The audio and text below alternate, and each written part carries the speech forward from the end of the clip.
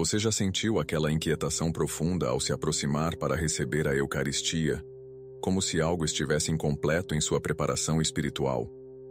Aquela voz interior sussurrando que talvez você não esteja verdadeiramente pronto para receber o corpo de Cristo em seu coração? Padre Pio, com seu olhar penetrante que podia enxergar além das máscaras humanas, alertava constantemente seus fiéis sobre um dos erros mais graves que um católico pode cometer: receber a Sagrada Comunhão em estado de pecado. Para muitos de nós, a rotina dominical tornou-se tão automática que esquecemos o verdadeiro significado deste momento sagrado.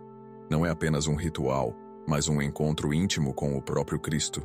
Este ensinamento que estou prestes a compartilhar com você transformou a vida espiritual de milhares de pessoas que seguiram os conselhos do Padre Pio. Não se trata apenas de regras eclesiásticas ou tradições antigas, mas de uma profunda verdade espiritual, capaz de renovar completamente sua relação com Deus e com o sacramento da Eucaristia.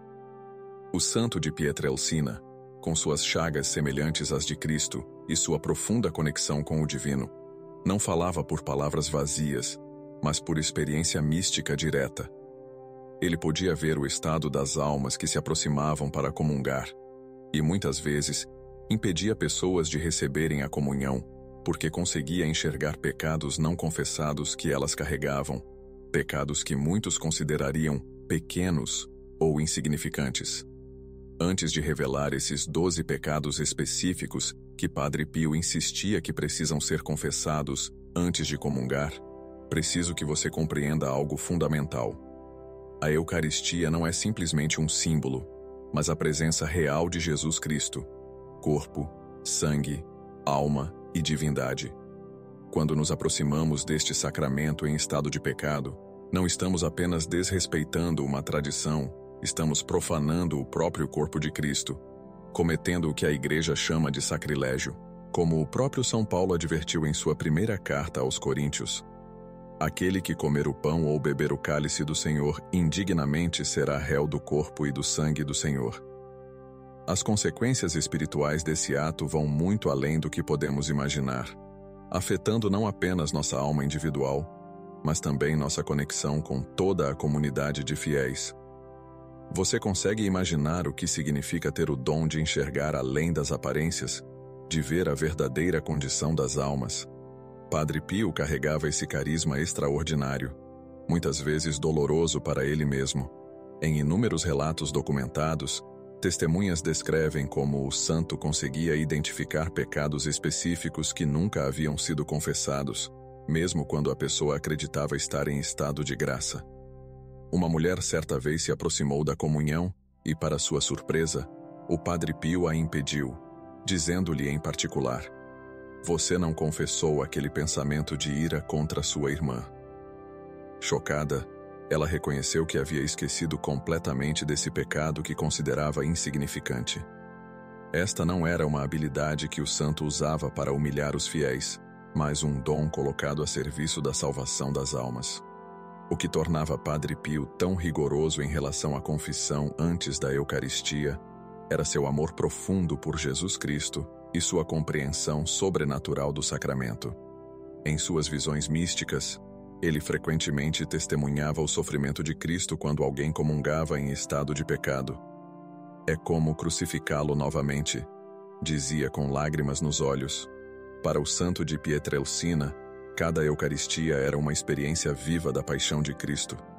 Ele via o sangue, sentia as dores, participava intimamente do mistério do Calvário renovado no altar. Esta não era uma experiência abstrata ou simbólica, mas uma realidade espiritual tão concreta quanto as chagas que carregava em seu próprio corpo. Por isso, seu zelo pela pureza da alma antes da comunhão não vinha de um legalismo frio, mas de um amor ardente por Jesus e pelas almas que desejava proteger.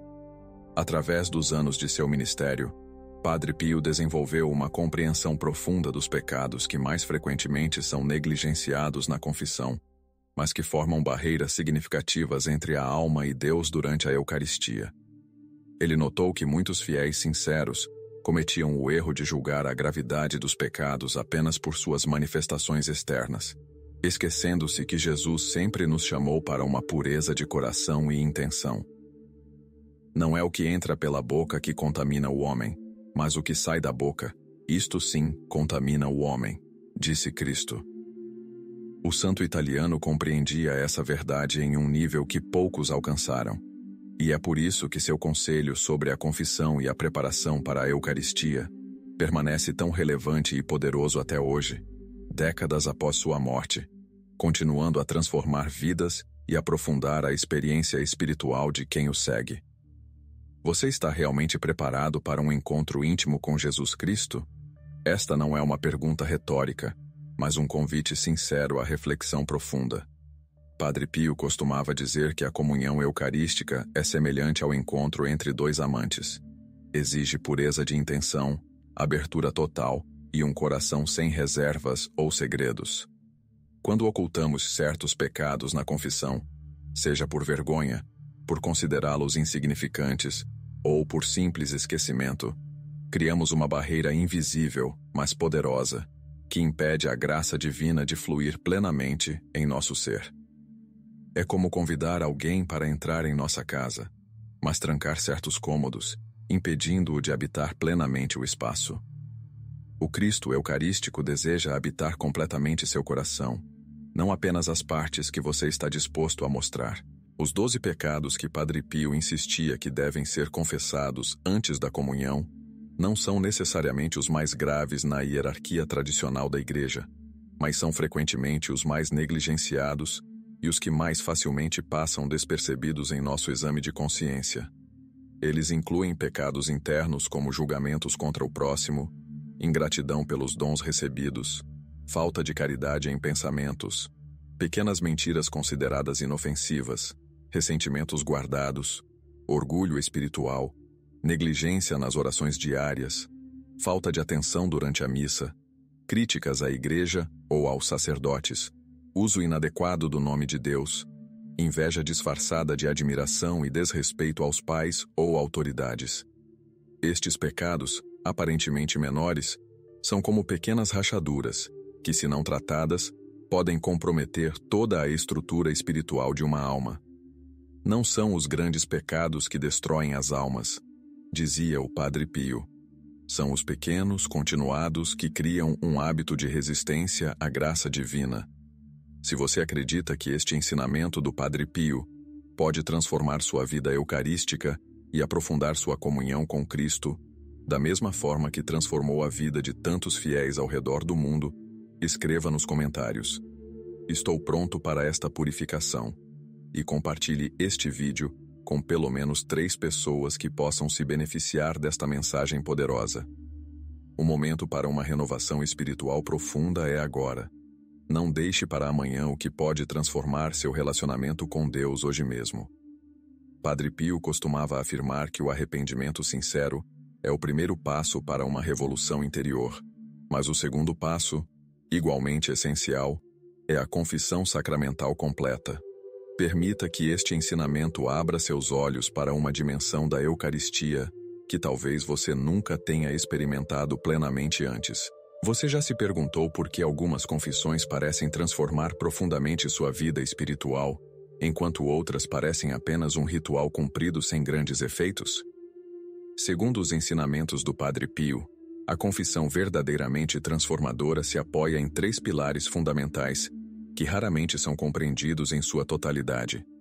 O primeiro pilar é o que ele chamava de nudez da alma, a capacidade de se apresentar diante de Deus sem máscaras, sem justificativas e sem minimizar nenhum pecado. Muitos de nós desenvolvemos uma habilidade quase automática de racionalizar nossas faltas, de compará-las com pecados piores ou de atribuir-lhes causas externas. O demônio não teme os jejuns ou as mortificações corporais, dizia o santo, mas treme diante da alma que se desnuda completamente na confissão.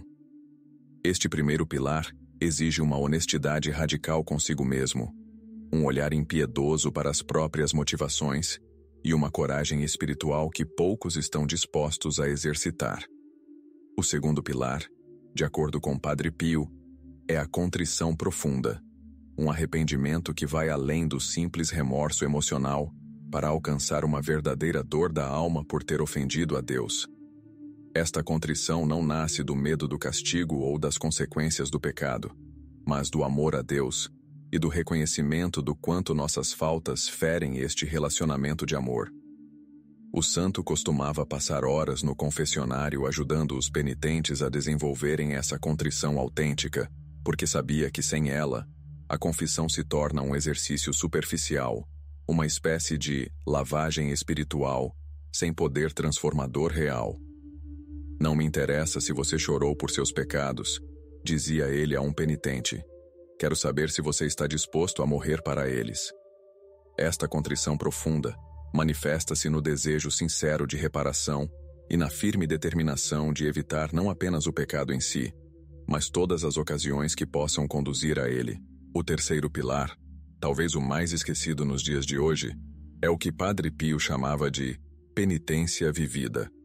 A prática consciente de atos concretos que manifestam nosso arrependimento e restauram o equilíbrio espiritual perturbado pelo pecado.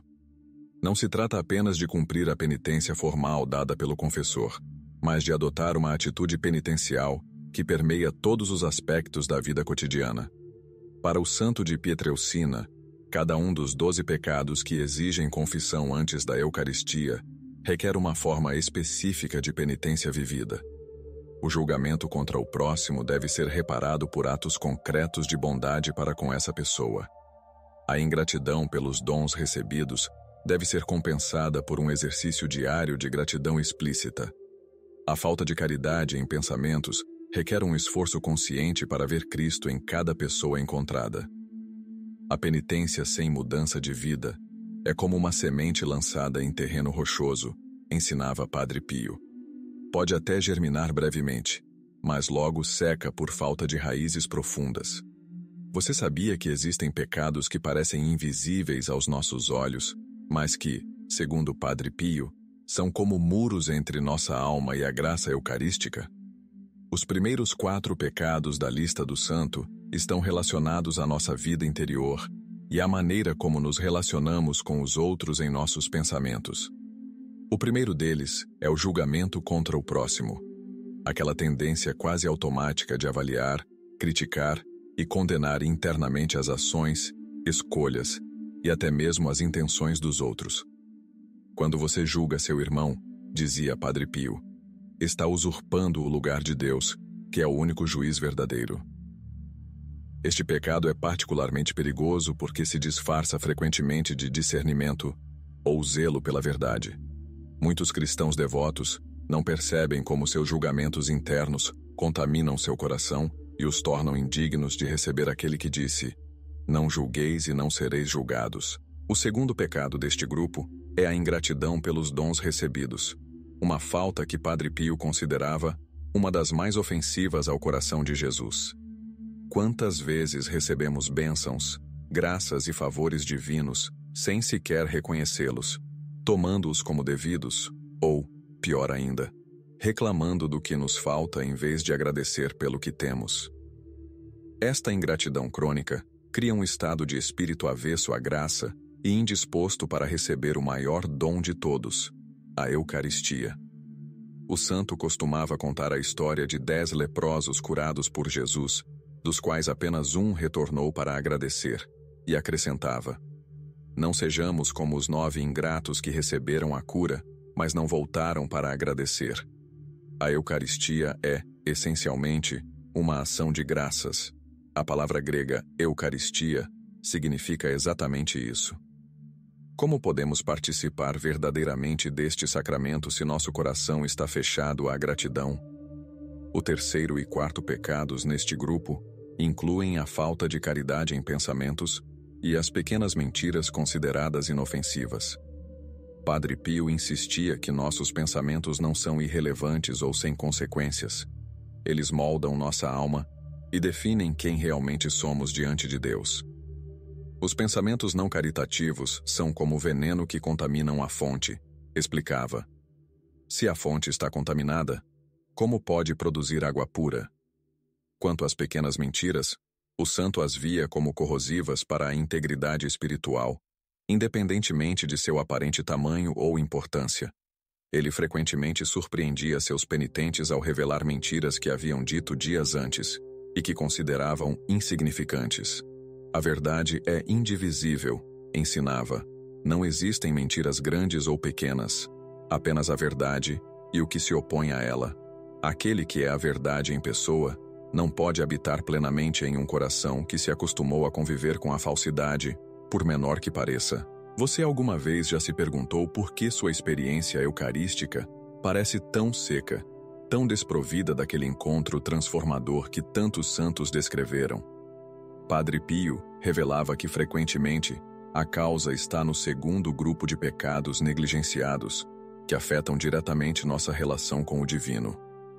O quinto pecado da lista é o ressentimento guardado, aquelas mágoas antigas que nos recusamos a libertar através do perdão sincero. O ressentimento, dizia o santo, é como tomar veneno e esperar que a outra pessoa morra. Quando nos aproximamos do altar carregando esses ressentimentos, estamos essencialmente pedindo a Deus que nos perdoe, enquanto nos recusamos a perdoar os outros.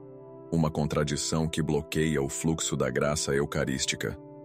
Padre Pio era incisivo ao afirmar que muitas pessoas comungam por anos sem experimentar os frutos do sacramento, simplesmente porque seus corações estão endurecidos pelo ressentimento não confessado e não resolvido.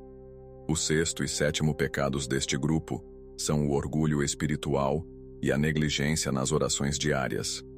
O orgulho espiritual é particularmente insidioso porque se disfarça de virtude. É aquela satisfação secreta em se considerar melhor que os outros por causa de práticas religiosas, conhecimentos teológicos, ou mesmo pela frequência aos sacramentos. Os fariseus também iam ao templo e cumpriam todos os ritos, lembrava Padre Pio, mas Jesus os chamou de sepulcros caiados. Quanto à negligência nas orações, o santo a considerava uma forma de infidelidade à relação com Deus. Se você negligencia o diálogo diário com Deus, questionava, como pode pretender ter um encontro profundo com Ele na Eucaristia? É como um esposo que ignora sua esposa durante toda a semana e depois espera intimidade profunda no fim de semana. Para o santo, a oração diária não era uma obrigação a cumprir, mas o pulsar constante de um relacionamento vivo com Deus, e sua negligência, um sinal de desinteresse que precisa ser reconhecido e confessado.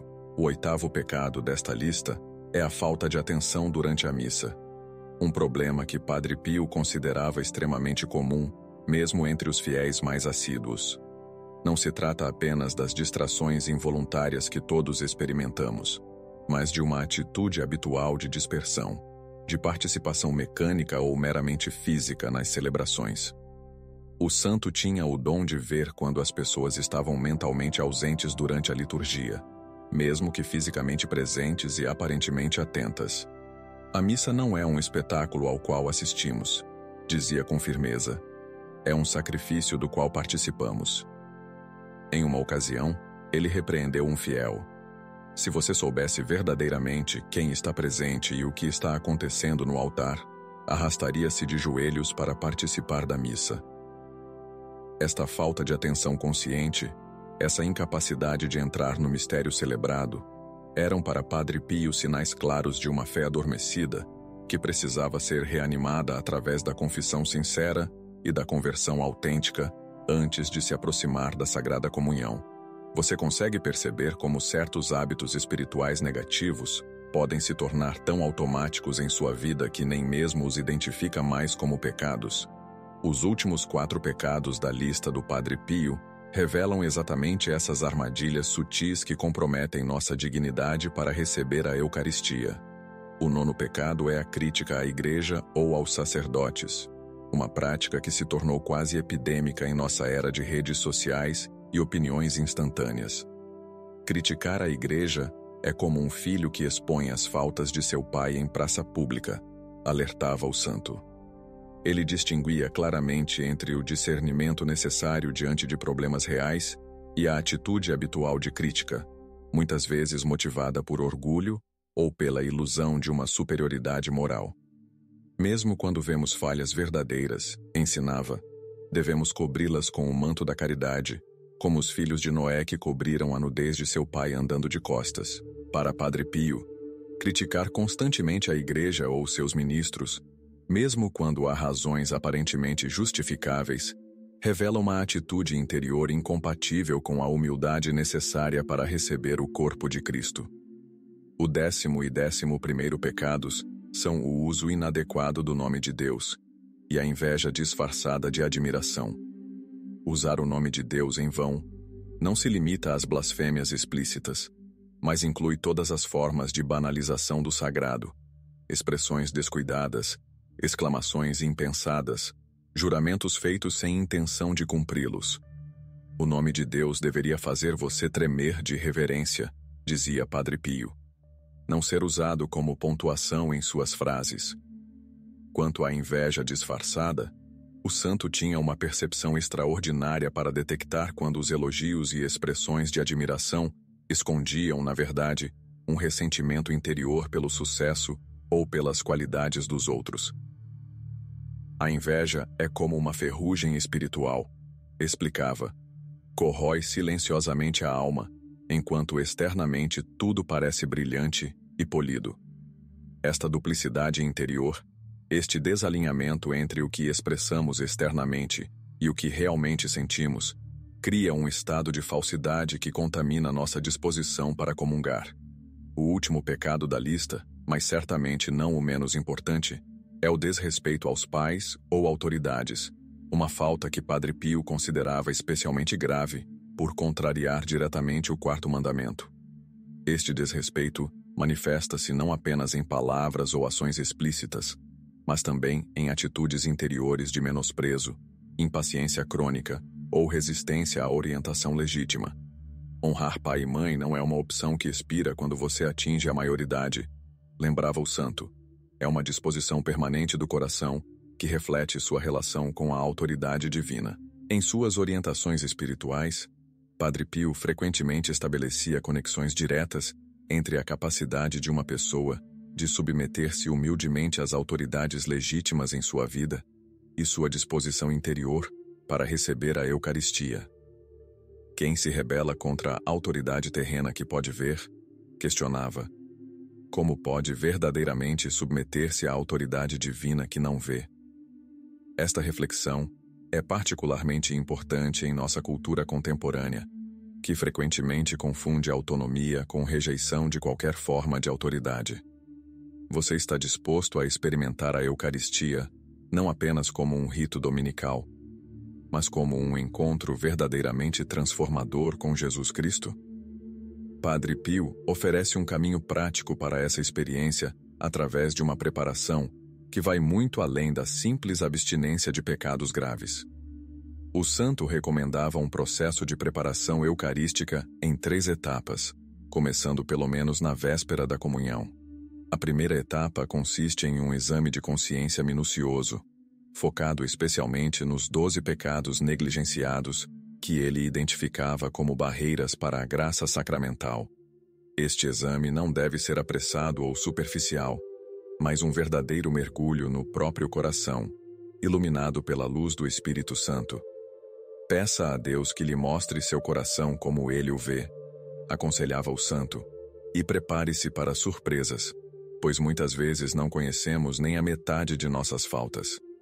A segunda etapa da preparação envolve a confissão sacramental regular e completa. Padre Pio era conhecido por passar até 19 horas por dia no confessionário, não por algum tipo de obsessão mórbida com o pecado, mas porque compreendia o poder libertador deste sacramento quando celebrado com sinceridade e profundidade. Para ele, a confissão não era apenas a declaração dos pecados, mas um encontro vivo com a misericórdia divina, que restaura a alma à sua beleza original. Na confissão, dizia ele, você não encontra um juiz, mas um médico, não um acusador, mas um pai. O santo recomendava fortemente a confissão semanal para quem desejava uma vida eucarística profunda, afirmando que este ritmo permitia uma purificação contínua da alma e uma sensibilidade cada vez maior para detectar até mesmo as faltas mais sutis que poderiam comprometer a comunhão com Cristo. É melhor confessar 10 vezes sem necessidade absoluta, aconselhava, do que deixar de confessar uma única vez quando necessário. A terceira etapa consiste na preparação imediata antes de receber a comunhão. Aqueles momentos preciosos durante a celebração eucarística que muitas vezes são desperdiçados em distrações ou pensamentos vagos. Padre Pio sugeria 3 atos internos específicos nestes momentos. Um ato de fé profunda na presença real de Cristo na hóstia consagrada. Um ato de humildade reconhecendo a própria indignidade diante de tamanha dádiva. E um ato de desejo ardente pelo encontro eucarístico. Estes 3 atos, ensinava, são como 3 chaves que abrem o coração para receber plenamente os frutos da comunhão. O santo costumava dizer que poderia reconhecer imediatamente, pelo modo como a pessoa se aproximava para comungar, se havia feito esta preparação adequada. Os olhos do corpo não veem nada além do pão, observava, mas os olhos da alma, preparados pela fé, pela humildade e pelo desejo, contemplam o próprio Cristo vindo ao seu encontro. E é esta visão da alma que transforma a comunhão de um rito em um encontro vivo. Você já experimentou a liberdade autêntica que vem de uma confissão completa, seguida de uma comunhão eucarística em estado de graça? Padre Pio descrevia este estado como um vislumbre do paraíso ainda na terra. Uma experiência de paz e união com Deus que transcende qualquer alegria meramente humana. Os testemunhos de pessoas que seguiram fielmente seus conselhos sobre a confissão dos 12 pecados negligenciados antes da comunhão relatam transformações profundas em suas vidas espirituais e até mesmo em aspectos práticos de seu cotidiano. Uma mulher, após confessar especificamente os ressentimentos guardados que nunca havia considerado importantes o suficiente para mencionar, testemunhou: "Foi como se um peso que carregava há anos tivesse sido removido de meus ombros. Pela primeira vez, senti a Eucaristia não apenas como um ritual, mas como um encontro vivo com Jesus." Outro homem, depois de confessar seu hábito de críticas à igreja e aos sacerdotes, relatou uma renovação completa de sua fé e um novo amor pela comunidade eclesial, que antes lhe parecia apenas uma instituição humana cheia de falhas. O que torna o ensinamento do Padre Pio sobre a confissão e a Eucaristia tão poderoso não é apenas sua origem mística ou os dons sobrenaturais do santo, mas sua profunda consonância com a verdade teológica e antropológica sobre a natureza humana e nossa relação com Deus. Quando nos libertamos dos 12 pecados através da confissão sincera, estamos essencialmente restaurando a integridade original para a qual fomos criados. Aquela unidade interior onde pensamentos, palavras e ações alinham-se harmoniosamente com a vontade divina. Esta integridade restaurada cria o espaço interior necessário para que a Eucaristia produza seus frutos mais profundos: aumento da caridade, fortalecimento contra tentações futuras, maior união com o corpo místico de Cristo e um desejo crescente de santidade.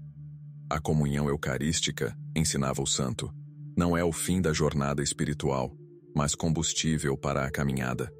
Porém, assim como o melhor combustível não fará um motor funcionar se estiver entupido de impurezas, a Eucaristia não pode transformar plenamente a alma que está obstruída por pecados não confessados.